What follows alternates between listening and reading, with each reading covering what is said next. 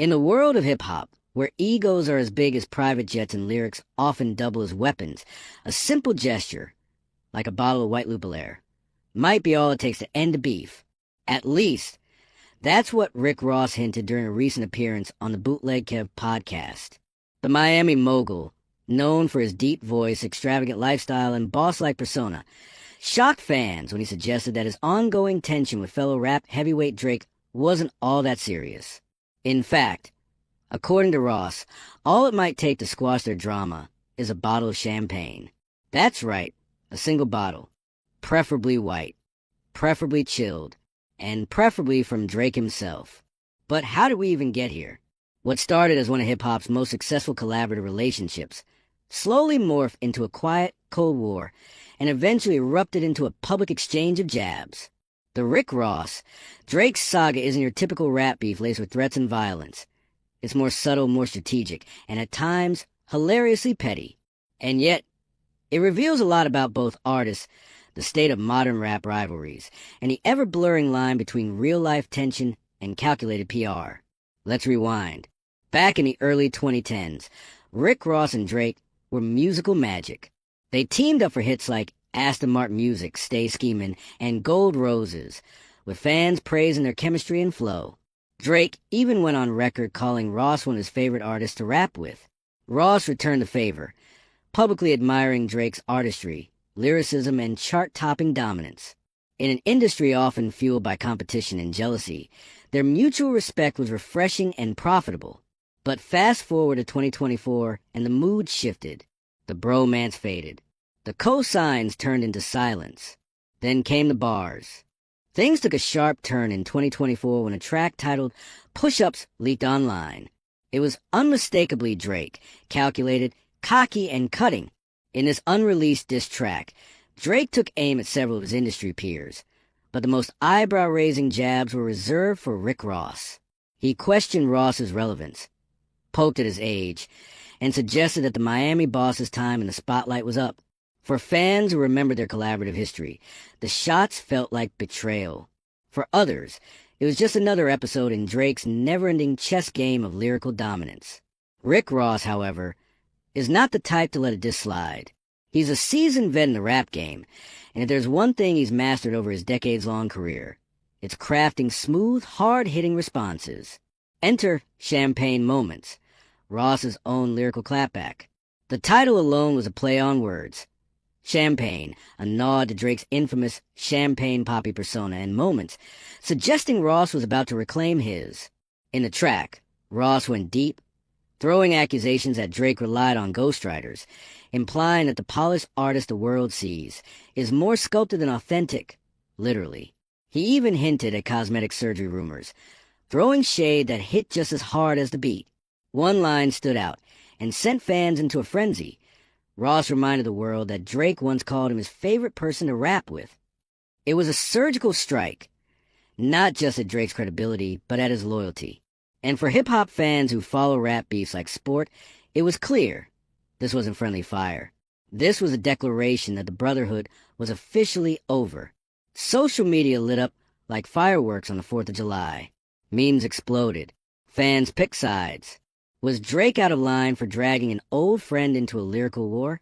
Or was Ross overreacting to a few lines in an unreleased track? Whatever the truth, it didn't matter. The headlines were written. The streams were spiking. And in true hip-hop fashion, the petty had gone public. Then came Ross's interview on the Bootleg Kev Podcast, and that's when things took an unexpected turn. With the internet still buzzing from the lyrical exchange, Ross appeared surprisingly unbothered. He laughed, he shrugged, and in his signature laid-back tone, he basically said, "It ain't that deep," but he didn't stop there. Ross, ever the showman, threw in a curveball. If Drake wants to make peace, just send a bottle of Luc Belaire, specifically the white one, and maybe, just maybe, they'll take a picture together. Fans were stunned. Was he joking? Was it shade disguised as peace? Or was this Rick Ross's version of an olive branch, wrapped in gold foil and chilled in a crystallized bucket? And let's not ignore the brilliance of it. Ross wasn't just name-dropping any champagne. He was name-dropping Luc Belaire, a brand he's heavily associated with and has helped promote for years. In one sentence, Ross managed to de-escalate the beef, promote his lifestyle, and throw a little ego flex in Drake's direction. Classic boss move. But if we know anything about Drake, it's that he doesn't forget, and he rarely forgives without a calculated reason. The ball, as Ross seemed to suggest, was now firmly in Drake's court. Before champagne bottles and diss tracks entered the chat, Rick Ross and Drake were the hip-hop duo we didn't know we needed, until they gave us nothing but hits. It's almost ironic now to remember how much chemistry they once had on a track. Their collaborations were rich with bravado, luxury, and effortless flow. Whether it was Ross's signature boss talk or Drake's melodic hooks and introspective bars, the synergy was undeniable. They weren't just collaborators. They were part of a cultural moment that helped define an era in rap music. Let's take a stroll down memory lane. Their partnership first started heating up around 2010. While Drake was still fresh off Thank Me Later and carving his space as a genre-bending artist, Ross had already established himself as a luxurious street poet of the South. When the two linked up on tracks like Aston Martin Music, fans instantly saw potential for something bigger than just a one-off collab. That song, smooth and cinematic, still sits high on many fans' all-time playlists. The hook, the beat, the energy. It was a perfect marriage of Ross's luxury rap and Drake's moody elegance. But it didn't stop there. Tracks like Lord Knows, Stay Schemin', Free Spirit, and Gold Roses reinforced what fans already suspected. When Drake and Ross got in the studio together, the result was magic, not just sonically, but in terms of mutual respect. Drake often shouted Ross out in interviews and songs, admiring his grind and consistency. Ross, in turn, described Drake as a generational talent, even calling him the biggest name in the game at one point. In a world where alliances in rap can shift as quickly as Twitter trends, their friendship felt like it had roots, real ones. It wasn't just label pressure or convenience. It seemed like genuine admiration. But even the best rap friendships can unravel, especially when ego, branding, and control enter the equation. For fans paying close attention, the warning signs were there. Over time, the once frequent collaboration slowed. Public praise became less common. In the social media age, silence speaks volumes. And suddenly, both artists were very silent about each other. Then came subtle snubs. Not outright disses, but the absence of support. When Ross released projects like Richer Than I Ever Been, Drake was notably absent. Not on the track list, not in the promo cycle, not even a repost. When Drake dropped Certified Lover Boy, fans wondered, where's Ross? Why no feature? Why no shout-out? It was a quiet fade-out, no announcement, no fight, no fallout. At least not publicly. That's why when Push-Ups leaked, it didn't just feel like a diss. It felt like a final nail. It made fans revisit every moment that might have hinted at tension. The subtle shade, the ghosting, the lack of cosigns. Suddenly, the silence made sense. There was trouble in the kingdom. And for two artists who once praised each other like royalty, it was now a cold, calculated chess match. Each move analyzed, each lyric dissected.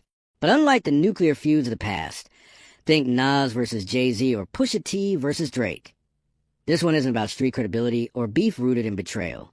This is high-stakes branding warfare. Two titans who know exactly what a headline is worth. Two businessmen who understand the currency of controversy. And that's why Ross's champagne comment wasn't just off the cuff. It was strategic. It was entertainment. It was a kind of moment that says, this beef isn't blood deep, it's brand deep. In today's music industry, rap beef isn't just about lyrical warfare. It's a marketing strategy. And Rick Ross and Drake, two of the smartest minds in the game, understand this better than most. Gone are the days when rap rivalries were settled in back alleys or radio station parking lots. Now, they unfold like blockbuster drama, strategically timed, social media driven, and often laced with brand promotions, album drops, and viral quotables. It's beef by design. Take the Ross versus Drake situation. On the surface, it looks personal. One artist throws shade. The other fires back with bars and bold interviews. But dig a little deeper, and you'll notice a rhythm, almost like a business blueprint. Every diss has a release date that coincides with a bigger move. Every podcast appearance drops just in time to stir engagement. And every playful jab is followed by a not-so-subtle brand name drop. Ross's Bel-Air bottle piece offering? That wasn't just about reconciliation. It was product placement wrapped in a punchline. This is hip-hop in 2025. Beefs aren't career killers. They're attention magnets. They generate conversation, boost streaming numbers, and keep artists relevant without even dropping an album. Drake knows this. Ross knows this. And while fans love to speculate on the personal tensions, what they're really witnessing is a masterclass in visibility. Let's not forget, Rick Ross is not just a rapper. He's a mogul. Luke Belair, Wingstop franchises, real estate deals. His empire is built on brand association and street credibility. So Way says, send me a white Bel-Air bottle, and maybe we'll take a photo. It's layered. On one level, it's Ross extending a playful hand. On another, it's a headline waiting to happen. And even if Drake doesn't respond, Ross wins. He keeps the narrative going. He keeps his name trending. And Drake? He's the king of calculated moves. Every song, every social post, every silence is part of a larger strategy. He's been in feuds before. Meek Mill, Pusha T, Kanye. And each one came a high drama and even higher chart positions. So when push-ups leaked, fans were quick to ask, was it a real leak or a test balloon? A way to spark engagement and remind the world that Drake's pen still stings? This new playbook of controlled chaos is becoming more common in hip-hop. Artists are media-trained, brand-conscious, and always a step ahead. Diss tracks are now promo campaigns. Twitter shade is part of a rollout. Even apologies are choreographed for maximum press. It's why fans keep watching. Because underneath the beats and bars, there's a game being played. A game of timing, clout, and strategic silence. And the Ross-Drake feud, whether it escalates or fizzles, is a perfect case study in how modern rap uses drama not just to entertain, but to dominate the headlines. Still, one can't help but wonder, does it ever get too strategic? When every move is calculated, does it lose authenticity? Are fans being fed real tension or manufactured entertainment? That's the double-edged sword of this new hip-hop era. The lines between real and performance are blurrier than ever. If there's one thing the Rick Ross and Drake saga has proven, it's that fans are no longer just passive listeners.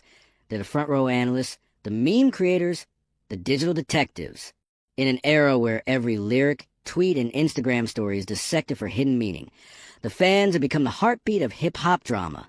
And when it comes to the Ross versus Drake tension, they've turned what could have been a brief musical scuffle into a full-blown pop culture storyline. The moment Ross's comments about making peace surfaced, social media exploded. Twitter lit up with reactions ranging from genuine support. Finally, two kings squashing nonsense to straight-up comedy. Memes of Ross receiving a gold-trimmed bottle of Luke Belair in a velvet-lined briefcase flooded timelines. Some fans joked that Drake was already at the post office, overnighting the bottle with a handwritten note. Others weren't so quick to forgive and forget, asking why Ross was suddenly open to reconciliation after dropping a whole diss track. Then came the theorists, the YouTube reactors, TikTok hip-hop historians, and Instagram hip-hop pages all weighing in.